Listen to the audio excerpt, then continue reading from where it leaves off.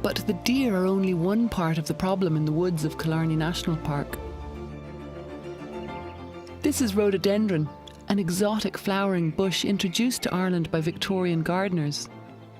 Its big, waxy green leaves block all the light from the woodland floor, so it leaves no space for any of the native plants.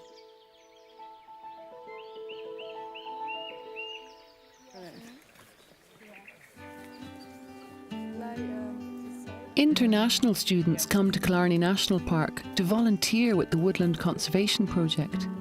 They spend the summer working with rangers to keep on top of the dreaded rhododendron. So the rhododendron is it's established in the park here, and you just got to keep on top of it. Exactly, yeah. So we've about 3,000 hectares of rhododendron throughout the park. So we've about 2,200 hectares of that then under active management. Those management areas, we have to go in every couple of years and do this kind of work and just prevent the plant from becoming dominant within those habitats. This is a young rhododendron plant. Yeah, this area actually is an area of second growth, so it's previously been treated, and what you're seeing now are just seeds that were previously in the ground starting to germinate and grow into new plants again. And what do you do about it here? We go to each individual plant and we need to remove the bottom leaves. Okay. And with the axe we just make a small incision in the bark just to get into the cambium layer of the plant on both sides. And then we apply directly with our spray gun here a little bit of herbicide. The herbicide itself is colourless, but the little blue dye indicates then to other volunteers that this plant has been treated. Okay. You can see it's direct application as well, so the herbicide doesn't affect anything else in the area. And then bend it over and that'll kill off that bit of rhododendron. And again, the bending over isn't really to do with the application, but more as an indicator that this plant has been treated. Okay. So when we're in an area of thousands of plants, I can take a look and see that somebody has already been here. Okay, so on to the next one.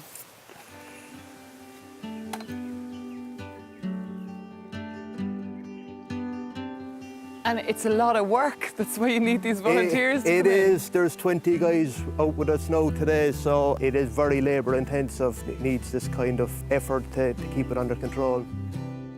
Rhododendron just loves our mild, moist climate, and it's completely infested huge areas of the national park.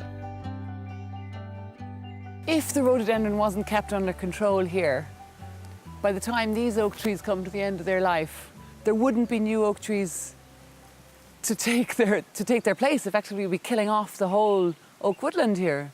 Exactly. If rhododendron is left to get away and these places go unmanaged, effectively what happens is there will be no natural regeneration allowed to occur on the understory. These trees would eventually come to the end of their life cycle and you'd be just left with a dense, impenetrable thicket of rhododendron.